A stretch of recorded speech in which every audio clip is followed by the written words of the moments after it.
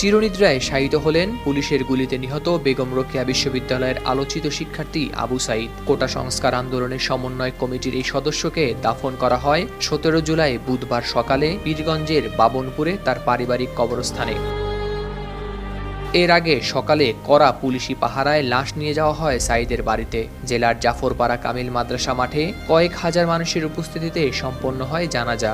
এ সময় উপস্থিত ছিলেন বিপুল পরিমাণ পুলিশ সদস্য।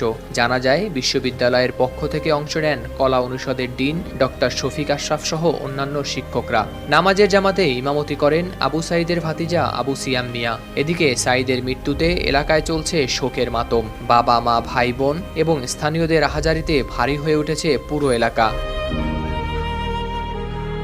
১৬ জুলাই মঙ্গলবার রাত ২:১২টার দিকে আবু সাঈদের লাশ এসে পৌঁছে তার গ্রামে। মরদেহ গ্রামে পৌঁছালে সেখানে নামে হাজারো